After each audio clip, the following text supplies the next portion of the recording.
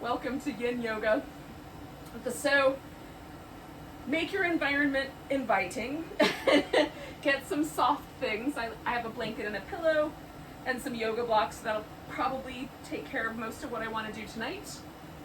But, not far away, there's some extra pillows in case I want them. We're going to start with a reclining butterfly pose. So I'm going to use this pillow under my upper back to sort of create almost like a fish shape. And I'm going to use a rolled up blanket to fill in the space that is left by my knees. So when I do the little butterfly, there's this little bit of space there. I just fill in the gap so that's the just right amount of stretch. And then if it softens, like sometimes this tissue will let go a little bit, it'll get a little easier, then I might adjust the blanket a little bit so it's a little less. Okay.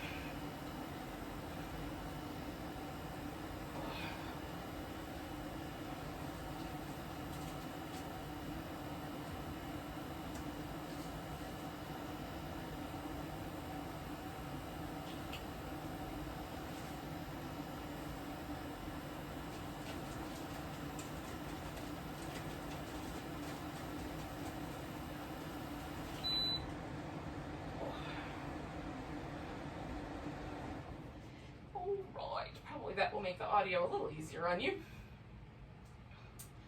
So, once you get yourself settled in, and it might take me a second to make sure I like where my back has landed. This is usually the right spot for me, which is the support is under my rib cage and spine.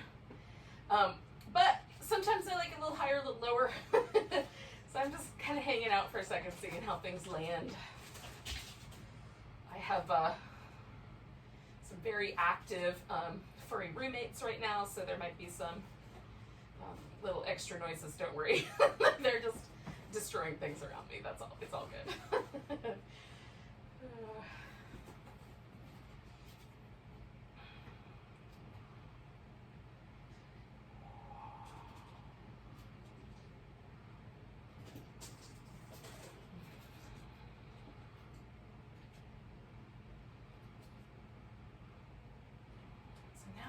I feel pretty good. So I'm just emphasizing a little bit of movement in my rib cage and my navel.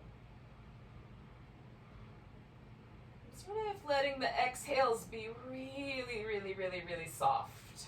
So there's two ways to kind of approach the use of the exhale. Well, there might be more than two, but two of the ways that are more common, I guess, are either lengthening the exhale out or approaching the exhale with a little bit more softness. And both of these have the quality of sort of calming the mind, calming the sort of the nervous system a little bit. So we feel a little less frayed at the edges.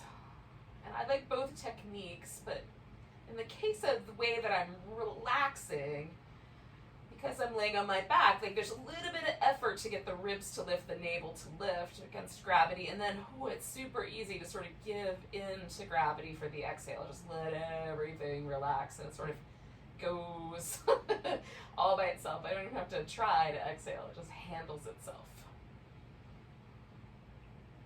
So because I'm in this position, that's the choice I'm making, but you can experiment a little bit with both, either just lengthening the exhale out a little bit, trying this idea that I have here of sort of relaxing all the muscles on the exhale and using a little more effort for the inhale.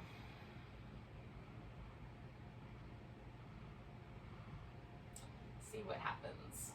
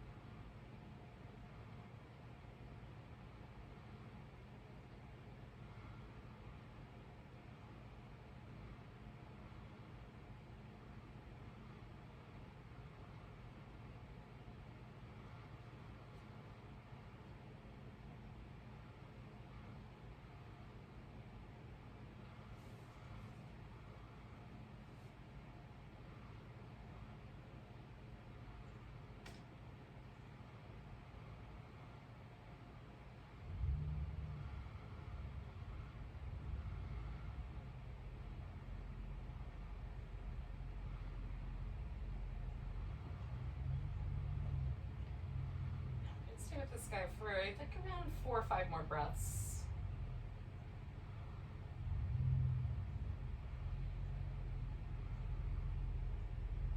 Just a kind of word while we're doing that towards how long should you stay in yoga poses. So for me, there's some magical things that start to happen after the 2nd and 3rd minute, that kind of range of time. If I stay for less than 2 minutes, there's none of the magic happens. I haven't stayed long enough for the relaxation response, for the connective tissue to change a little bit, hydrate up, whatever is happening. There's lots of ideas about that. But in any case, there is a sensation difference somewhere between the 2nd and 3rd minute where things just soften a little bit. And then it happens again for me, usually somewhere in the 5 to 7 minute range. So I might stay with some poses for somewhere a little over 3 minutes, or 5 minutes, or 6, but those may not be the right amount of times for you. So I'm gonna bring my knees together, by the way, get rid of this blanket, and then just straighten my legs out. I'm gonna pause there for a moment.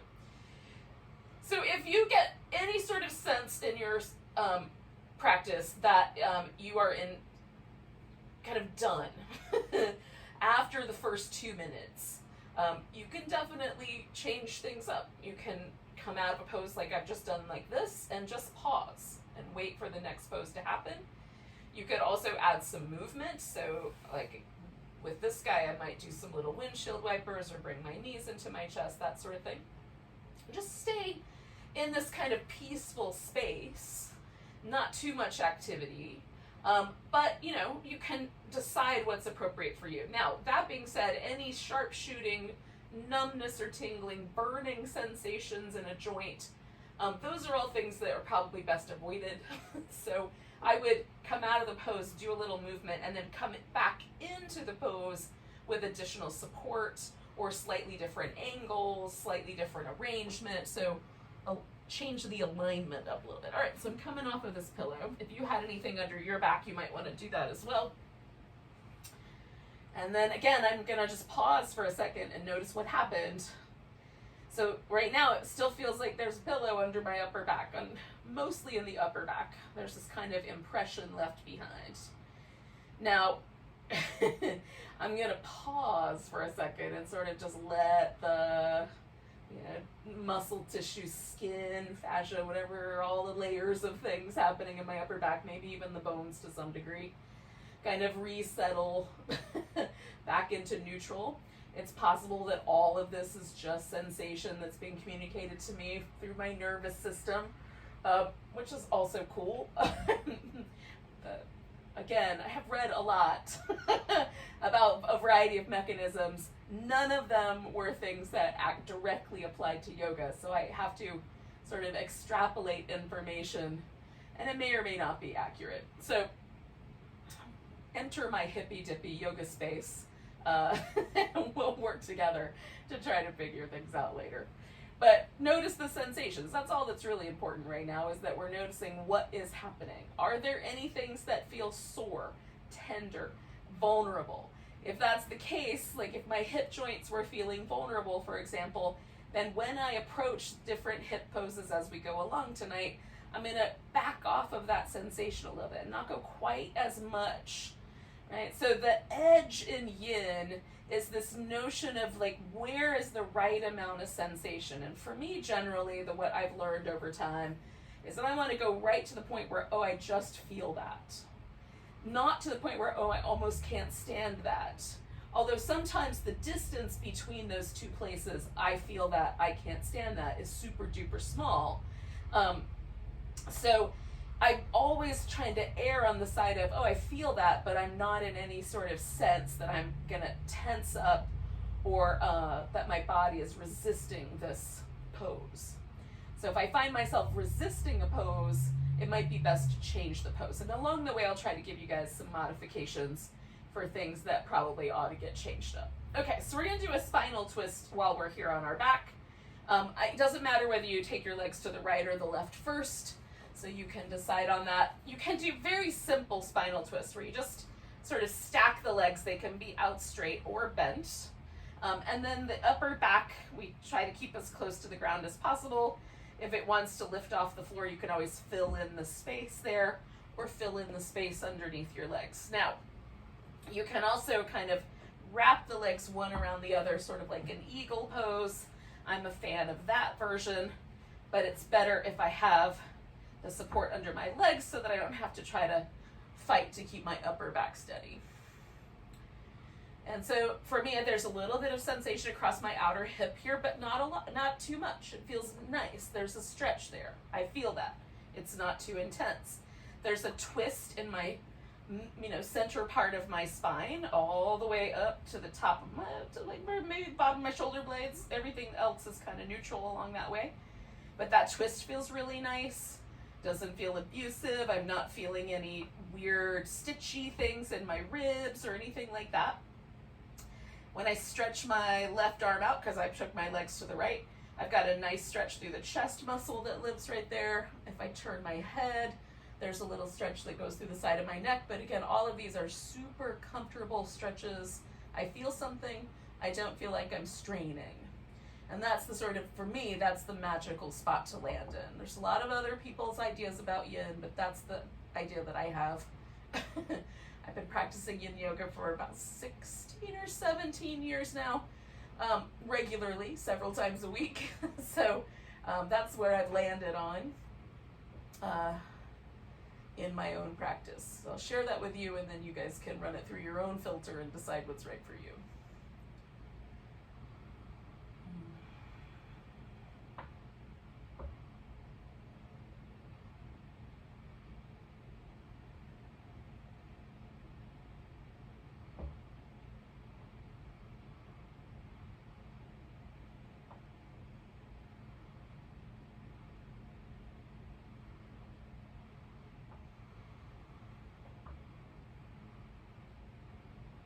As I hang out with this pose, like things shift a little bit, and right now I'm starting to feel just little subtle changes beginning to happen. The sensation that was a little more localized on the outside of my left hip is just really sort of gently spreading out to incorporate more of my glute, which is not unpleasant, but there's just a kind of widening of that sensation for me.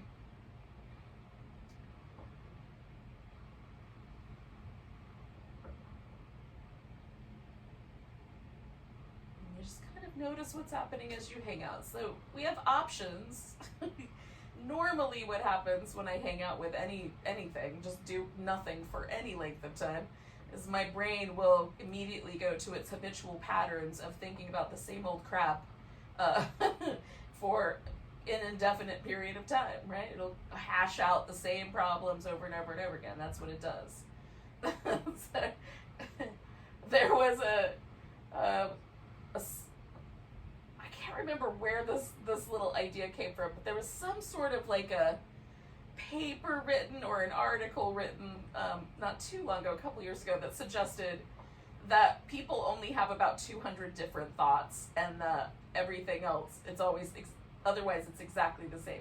I can't remember where that came from. I wish I could remind myself for that, but in any case, I've decided that they are way overblowing it. I don't think it's 200 thoughts. I think it's about 20, maybe not even that many. In my case, 5. That's about it. I can break it all down to about 5 different thoughts. That's all that ever goes on up there. So I could spend time thinking those same things over again, just reworking those same patterns, or I can stay present with the sensations in the body, stay present with the breath, and take a mental vacation from my habitual thoughts. I'm going to aim for that. I'll probably fall short. So we're going to stay here for about another 45 seconds or so.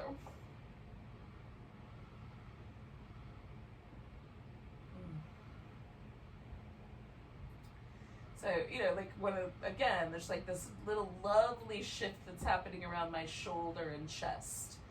That muscle is now beginning to soften and let go a little bit, and there's a really gentle kind of shifting of the tissue in my shoulder, which is nice. It's a nice sensation. So if it shifts and it's unpleasant, of course, rearrange your body.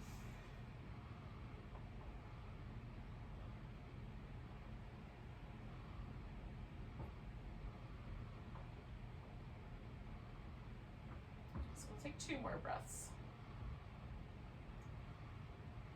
Now I'm going to come back to the center on my next exhale with my legs.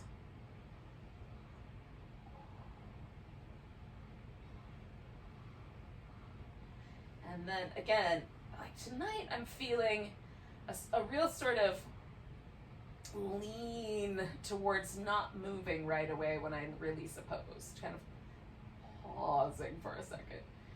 Sometimes immediate movement has felt good to me, but tonight, a little pause first and then some movement seems to be the sort of nicest variation. So, I'm going to stretch out my legs for a moment. And just with that sort of mountain pose setup, right? So this is just basically mountain pose, except I'm laying down. Sleeping mountain pose. I can't decide what to call it. But in any case, this gives me the most neutral position, right? I'm sort of in anatomical position. The way that, all the way back to Da Vinci, pretty much. Human bodies have been drawn for the most, for anatomical purposes. And I'm just sort of noticing the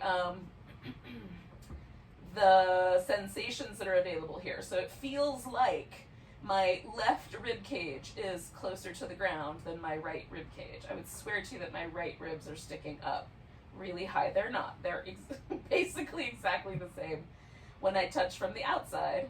But from the inside, that somatic awareness is very different. And the left leg feels a little longer, and the left hip feels softer. There's a really sort of almost kind of pleasant, fluffy softness that this whole left side has that the right side does not have yet.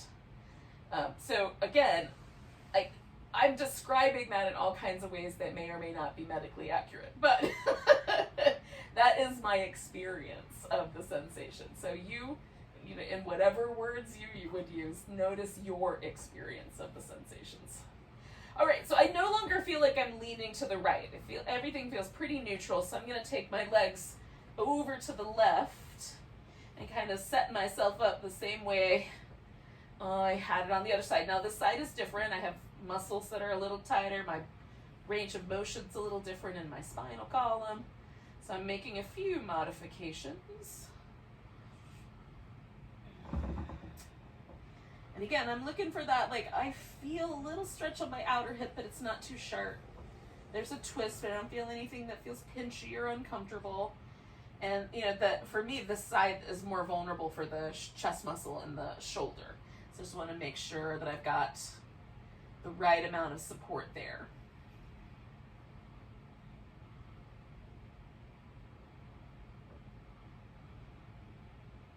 We'll stay a while.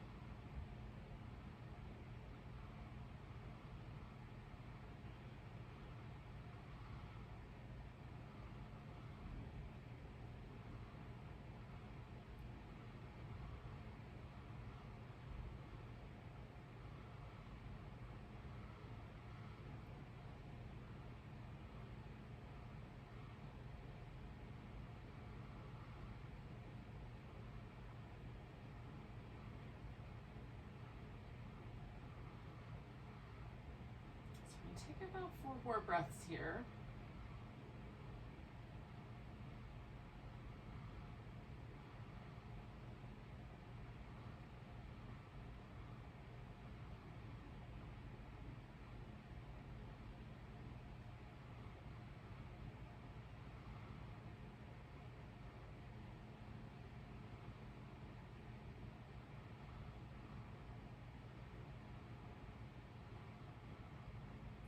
I'm just gonna bring myself back to the center, and again, you do whatever you think is the right amount of things, the right amount of stillness, the right amount of movement once you return from your pose.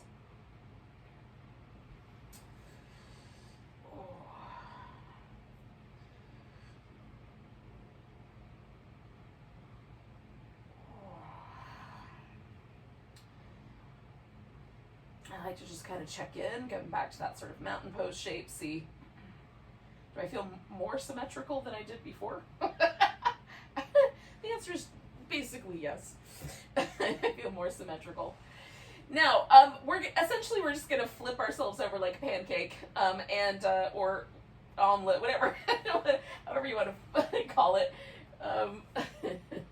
whatever you just flip upside down, and we'll come to a sphinx. Now, the sphinx is, held generally by the elbows on the floor. And you can have the arms out, or you can have the arms in, as you like. I like my elbow a little bit forward of my shoulder and slightly closer together, because it sets my shoulder up really nice. So if I put my elbows up here under my shoulder, it sort of feels like my neck wants to collapse inside. If it's too far out, I'll feel pressure on the back of my shoulder. So just kind of trying to find that spot where everything sort of relaxes. That's the spot for me. If your low back is a little cranky about this particular arrangement, you can come down a little lower, kind of cross the arms, rest your chin or your forehead on those crossed arms, and that's the crocodile version, where you're sort of laying under the water, if you could picture that. And then you can also prop yourself up on your hands. Now, there's no reason for me to do this because I'm way overdoing things with my low back, and all that's happening is I'm picking up my pelvis. So for some of us, it might seem like a good idea, but we might not actually be getting any change in our lumbar spine by doing that. But you might. So experiment. There's some in-betweens where I could do a sphinx with a pillow under my elbows and it would put me up a little higher. So you could certainly do, or a crocodile with a pillow underneath, that would be a little higher. So we're going to hang out with this guy for about 2 minutes, and then we're going to kind of play with this basic back bend shape with some frogs.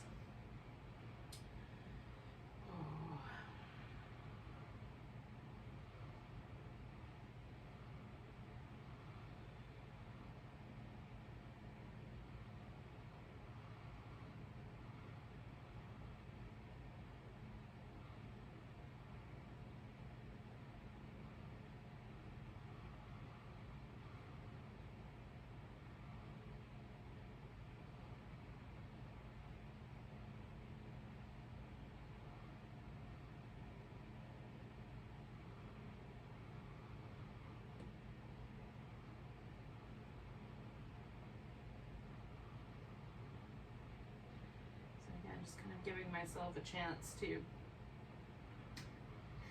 notice the breath. The breath is really different in this pose than it was in the other poses. So there's no movement into the front of my belly at all.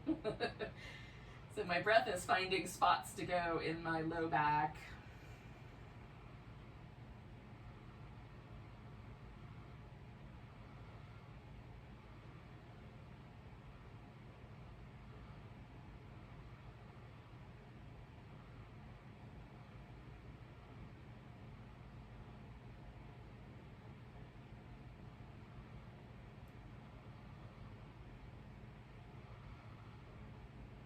Take about 3 more breaths, and then we'll switch this up a little bit.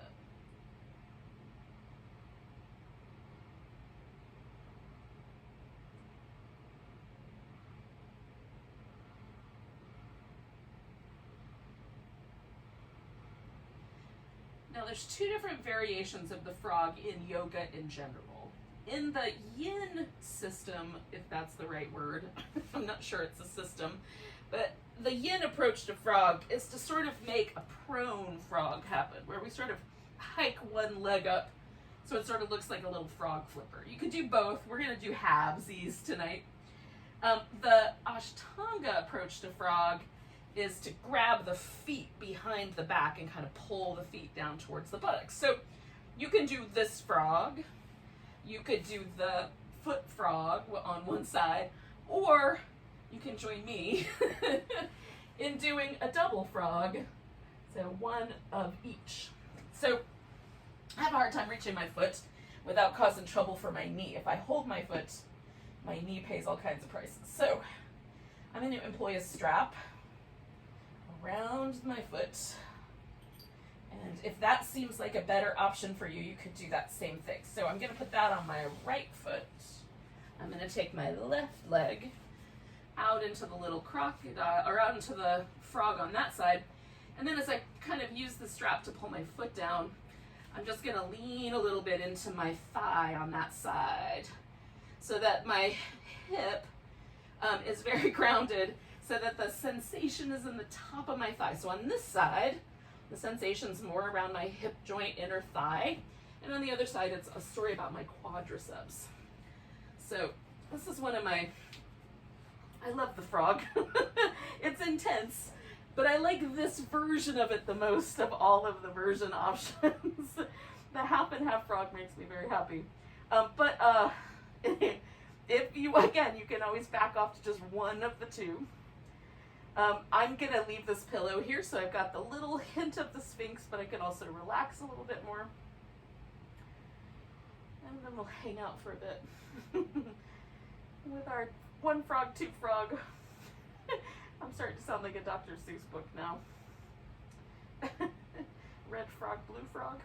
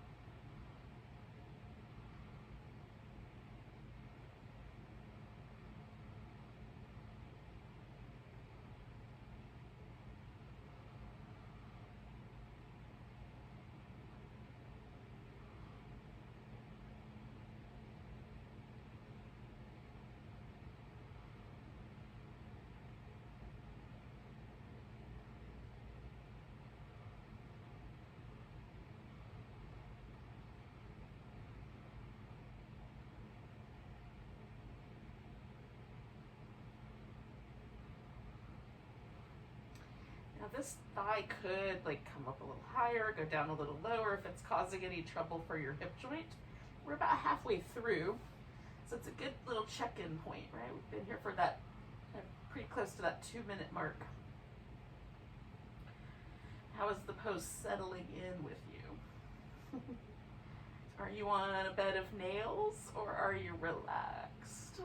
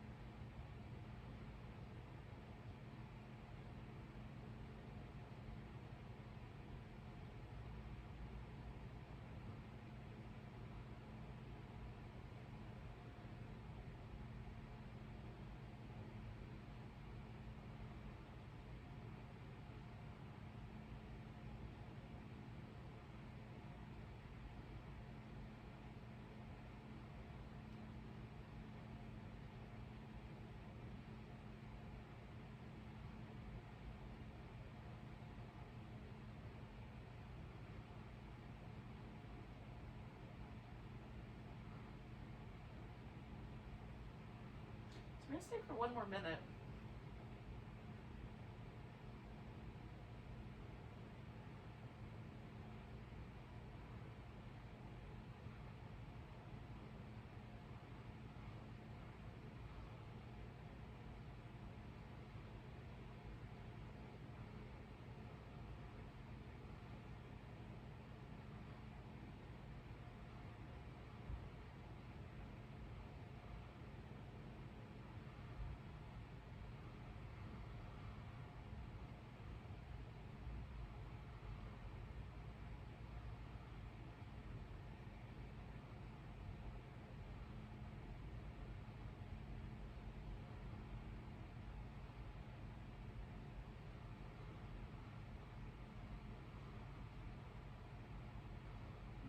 going to take one more breath.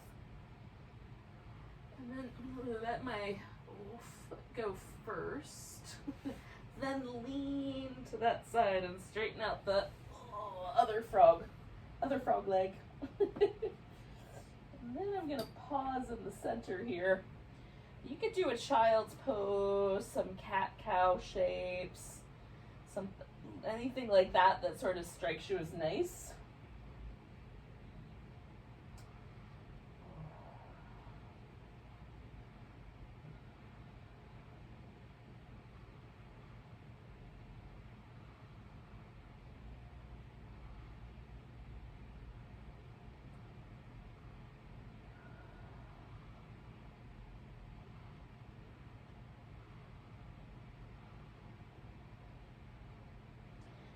Checking into the differences between my two hips. The sensation on my right leg where I have the quadriceps at the front of the hip a little more activated. I would swear that thigh bone is longer than the other one, but the other side, the hip and the glute feel amazingly nice. Oh. So, I don't know what your story is, but you know, that's what's happening in my world. I'll share it just in case it's helpful. If it's not, ignore it. It's a yoga buffet, friends. Take the parts you like. Alrighty, so I'm gonna take this guy out to the other frog, and this guy, I'm gonna bring that foot in. Trying to find the just right amount of sensation there. Hello. Interfering with the decor. So again, let's try to kind of find our way in here.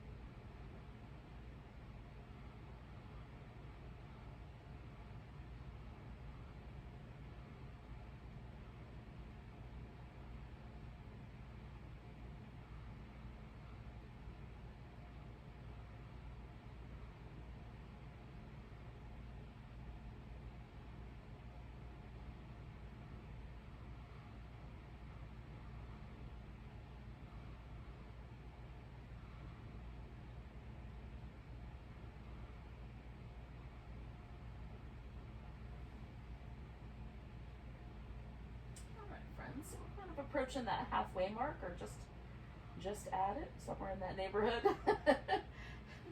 So just noticing your pose, making any adjustments to the breath, to the thinking process, or to the pose, as the case may be.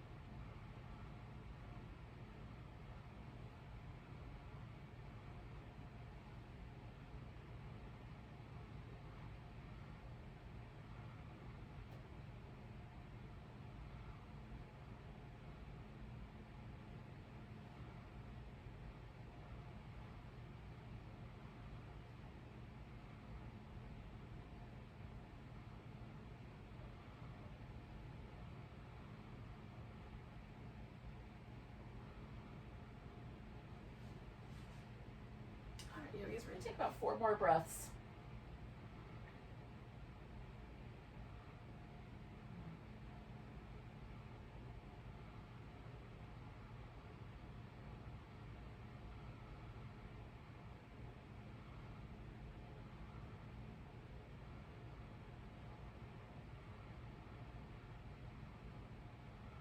Again, the first thing I'm going to do is just let this leg go.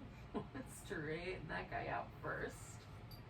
And then roll to that side and straighten this other guy out. Oh.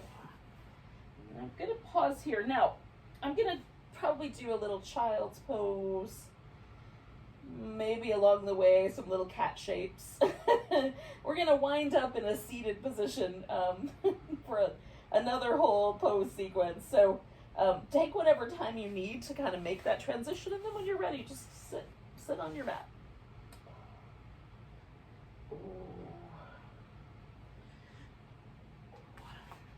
I find child's pose is kind of a nice, slightly rounded back, but not quite as intensely rounded as a forward bend. So it's sort of a nice in between the back bendy shapes and the more forward bendy shapes.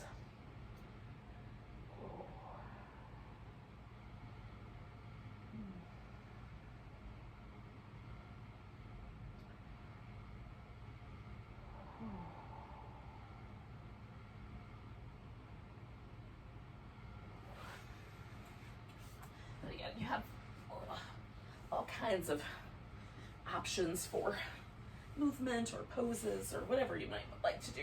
Now, where we're going to land is with a dragonfly. Now, the dragonfly pose for some of us, with the legs go wide, the hips go backwards. And if that's you, then you can do the half dragonfly for the first 2 parts of this. Where one leg is bent and one leg is straight. They can be a little closer to butterfly, a little closer to the middle of the mat if you care to. And then at the very end, when there's kind of wide dragonfly forward bend, you could do that as like a legs up the wall or legs up on the couch or legs up on a bed, whatever furniture you've got in the room you're in, where you're laying on your back with your legs in that wide V. And that is often way more comfortable for the folks whose hip joints are shaped in that way that kind of pushes the pelvis backwards. So you get to decide how best to approach this given your anatomy. Now I like a little something under my knee, so I like to fill in the gap. There's a little gap from my knee, you know, like my calf muscles touch the ground, my thighs touch the ground, there's a little gap under my knee, and I like to fill that up because otherwise I find my knees tend to want to hyperextend, and that's not very comfortable. And I'm going for a width that's pretty close to the end of my range of motion, but just shy of that, so that I have a little space to work with, and I'm not pushing my bones so close together in that one little back edge of my hip socket there. Okay, so starting with a twist, I'm gonna sit up tall and pick a leg and turn in that direction. And there's a point where if I try to twist too much, my hip will shift to be a part of it. And I'm just stopping right before we get there. So we did a twist lying down, now we're doing a twist sitting up. Just a little kind of a return to that shape. And now gravity is in a different place.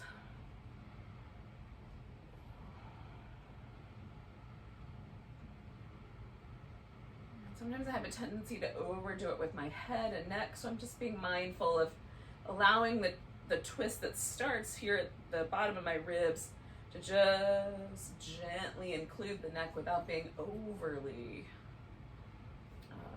neck focused. Trying to find like what's the right amount of height for my short little arms to rest. I can do that. That's all right. A little nicer to have a tiny bit of height. I'm just trying to find the right amount. So sorry about the fiddling if that's bothering you. Hopefully it's not. So I'm going to stay with this guy for about another minute here.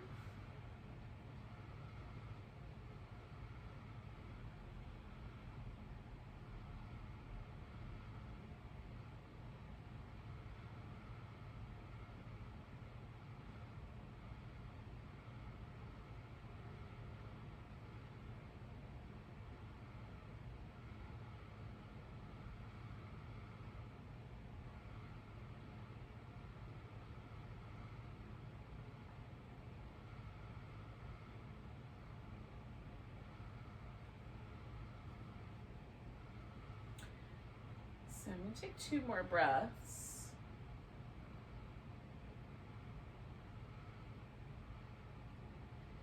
Now there's 2 options of what to do next. The first is to sort of stay a little bit in this twist and side bend over the side you're turning away from. So that's one option. Second option is to loosen up the twist just enough to forward bend over the leg that you're kind of pointing at. That's the choice that I'm gonna go with tonight, but either choice is good. Just pick the one you like the best. Now for me, forward bending, there's a whole song about the back of my leg. There's a little stretch on one side of my spine that's a little more interesting than on the other side. And then this inner thigh, because I've got this leg straight, this inner thigh is telling me a story. So I'm paying attention to all of those layers of sensation, trying to choose the right amount here.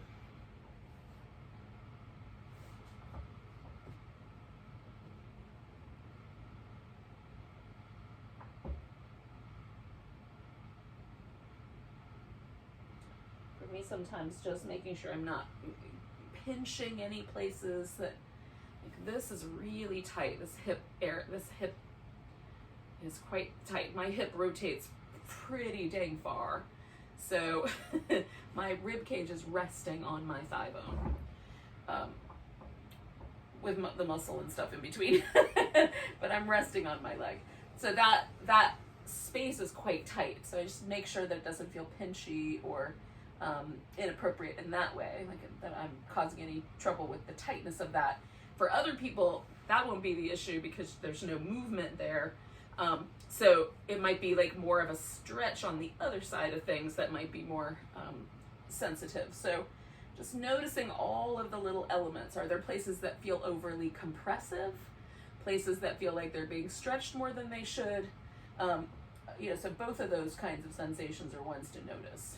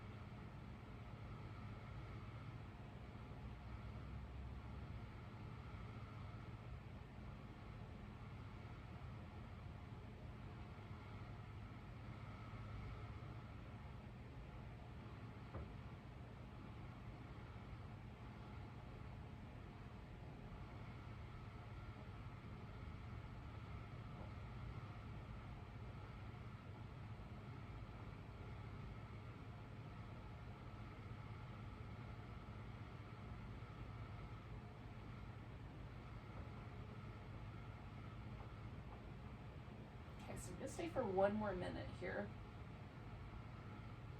as a group.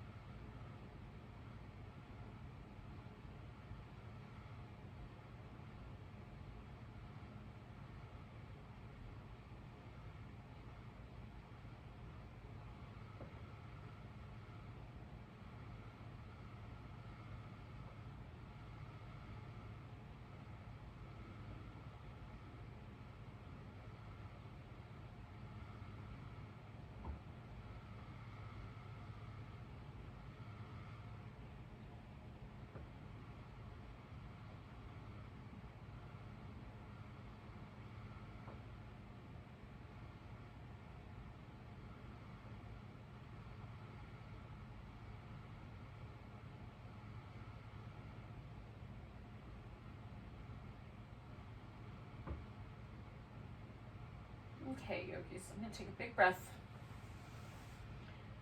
Hold in that area as much as I can. I'm coming all the way up nice and slow. And there's all kinds of stuff that I'm releasing here. So I'm releasing this stretch that was going on in my back, a little bit of a twist, and then I've got this hamstring, inner thigh, all kinds of good stuff. Now, before I do the other side, I'm going to give myself a chance to move around a little bit.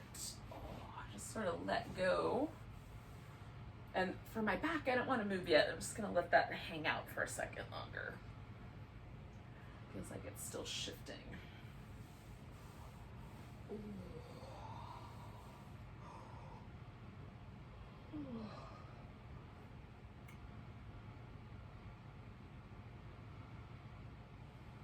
again, like you have to sort of determine like what's the right amount of movement for me, what's the right amount of stillness for me, how's it going?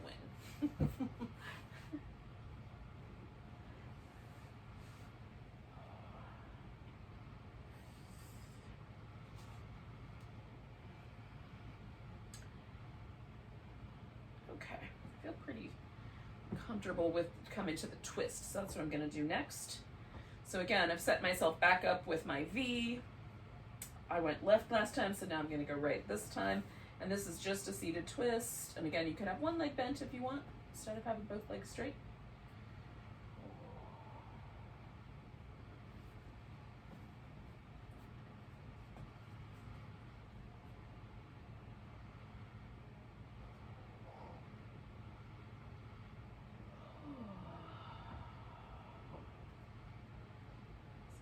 Out for a bit, yogis. About another minute or so.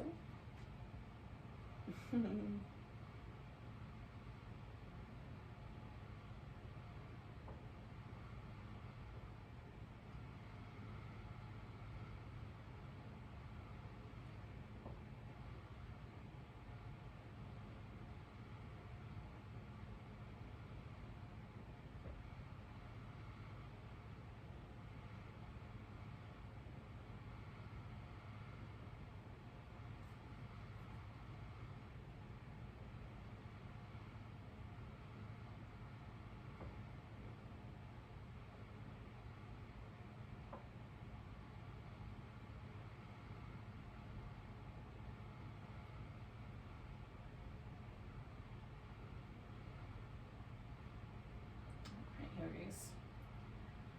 So I'm going to take about 2 more breaths. And then I'm going into my forward bend. And again, you might have done a side bend going the other way. So whichever is your opposite.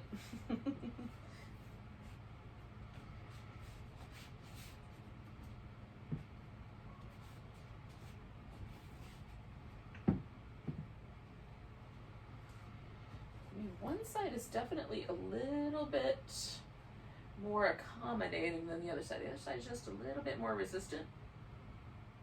So I'm pausing at the point where I feel the sensation. It's possible that the sensation will shift and it will let me go in a little bit deeper in a few moments. It often does.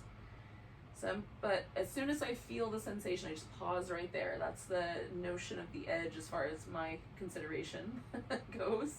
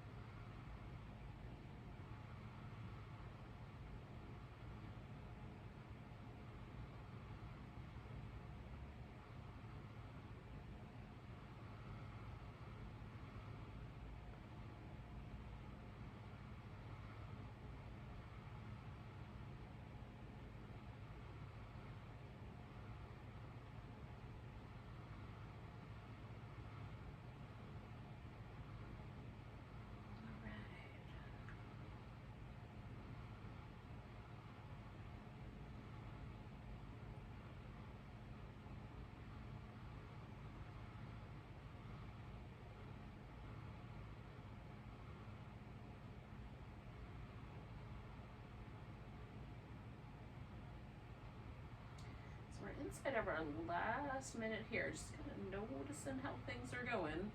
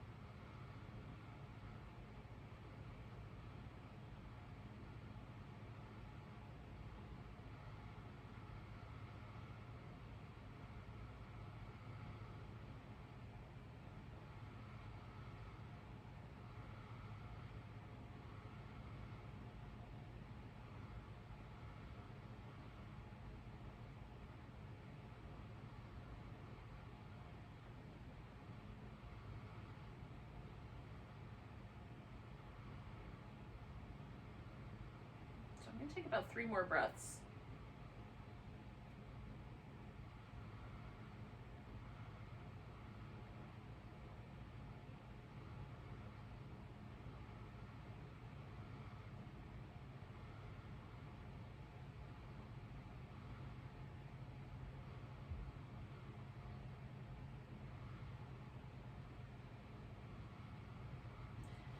I'm going to slowly come out of there. Again, I'm going to take a few moments to move around. The next pose is going to be folding straight down the center of this, and as I suggested earlier, you could do that as a kind of legs up the wall, legs up the furniture kind of pose instead, which would be nice. So it's kind of moving us towards the last part of our practice here tonight.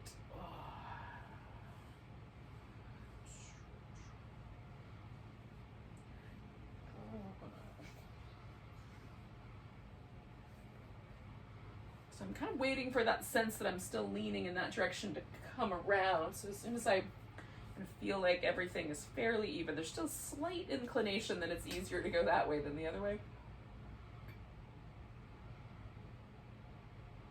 So when that kind of chills out, I'll know it's time.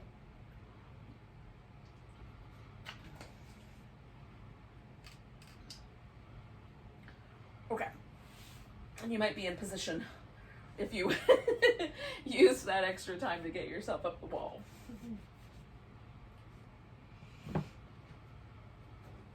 Oh. All right. So this we'll pause here in this dragonfly for a period of time, a few minutes.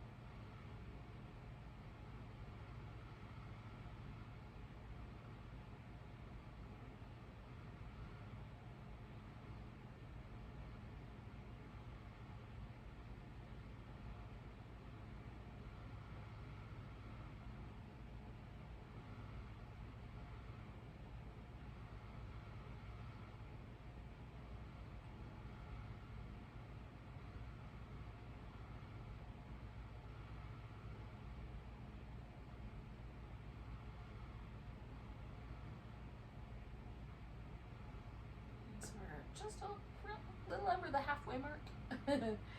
So you might just notice how things are going. Is there any inclination that things are just right or that you want to change anything? And do those things, whatever that may be. And it's also a chance to come back mentally if you were, grocery shopping in your brain or something.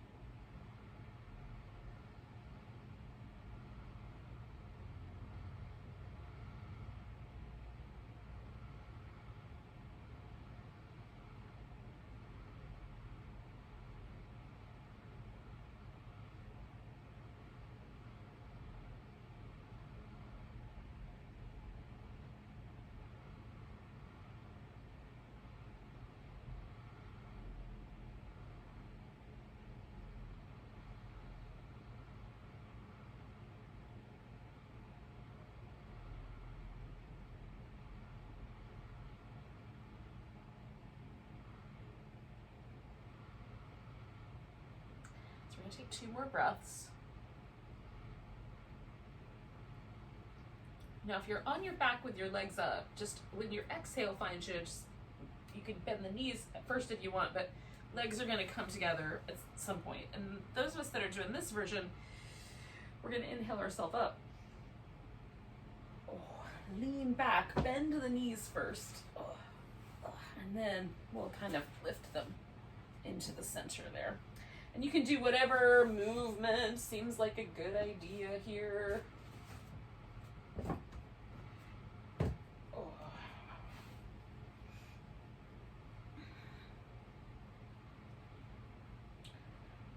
Now, I'm going to kind of set myself up so that I'm ready to do Shavasana. But before we do Shavasana, I'm going to teach you or introduce you to the notion of, or reintroduce you to, depending, to a breath practice that's a cooling breath practice.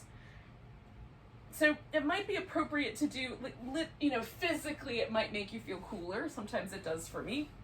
But it's more a sort of cooling breath practice emotionally. So the notion is that it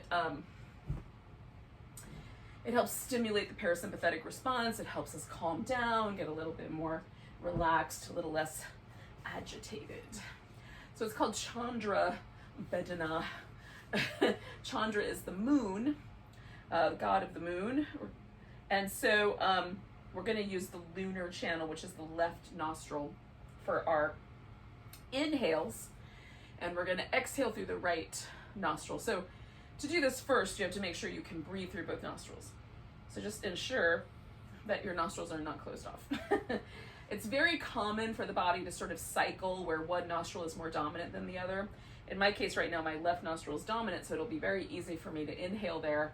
It'll take a little longer for the exhale, but that nostril is not blocked. So if it were, I would not close off the other nostril entirely. Okay, you would just sort of rest your thumb and put your intention into inhaling through the left side and exhaling through the right. You'll just pay attention to the left and then pay attention to the right. Now you can do the fancy mudra, which is to take your peace sign fingers, fold them in and press them into your thumb pad, put your ring finger on top of your pinky finger so they're a little stack, and then use your thumb and your ring finger to operate the nostrils.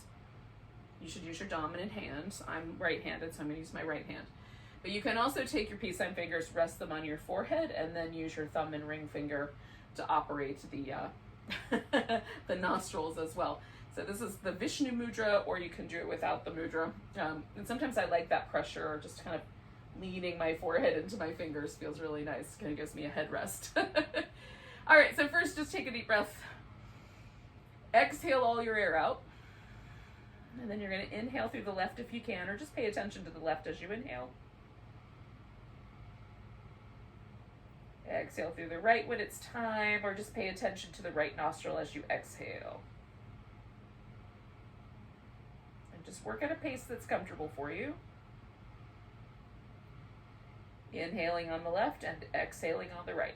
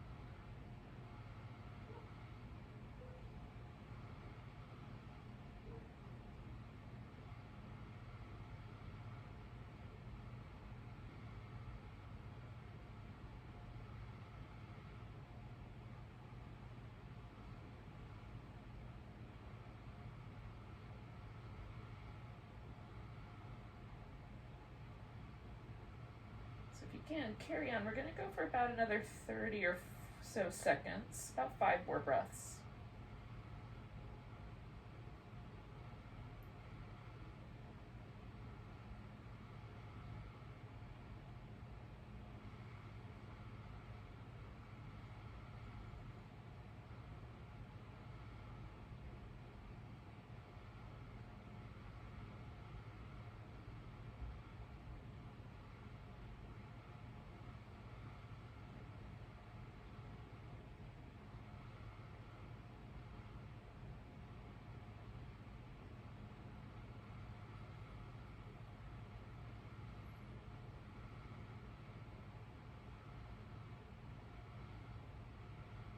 Doing my last breath here.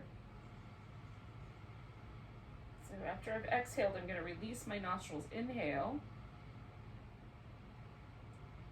And then just notice where the breath work brought you. Breathe normally.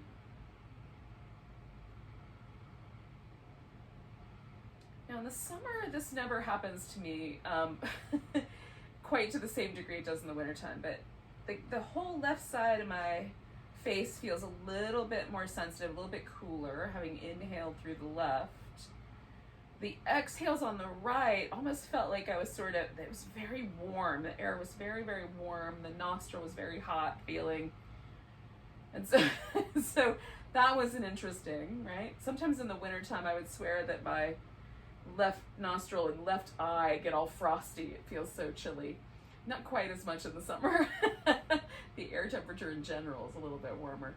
But in any case, just it's interesting to notice both the physical sensation and then also, did it do anything for me sort of mentally or emotionally to make me feel stable, calm, peaceful, whatever. Or the opposite. So I have put down a blanket that I'm going to use for kind of like a little pillow. And I've got this pillow for my legs. I'm going to swing myself into a corpse pose. If you didn't do a legs up the wall earlier and you want to do that as your final pose, you could. Legs up the furniture. And then we'll just try to kind of let the breath work, especially if it was calming, we'll sort of let that help us ease into a very peaceful corpse posy state. Now, I lately have been enjoying more of a sort of starfish pose, which is a yin version of the corpse pose, as my final relaxation with my arms and legs just a little bit wider. But you can test that out and see if you like it, or do the more traditional version with the arms a little closer to the body.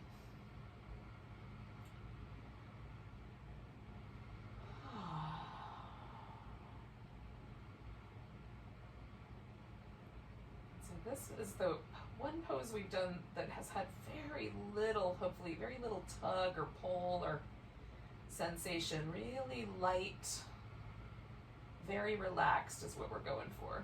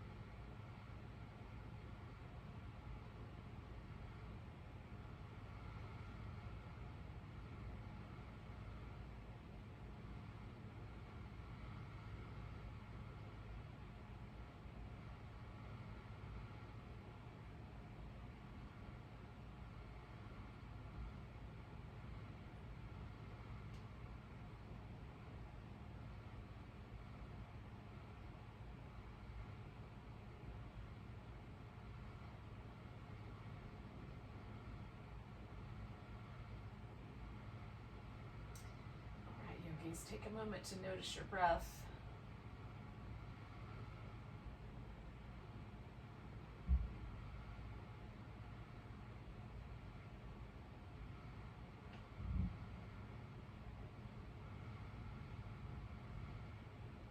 Take a nice deep breath.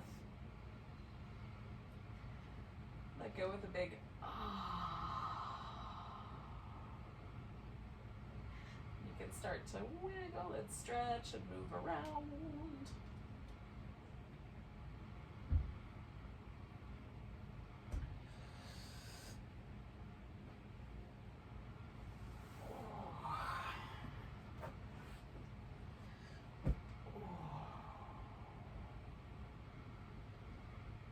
Oh, goodness. Okay. So when you're ready, join me in a seated position.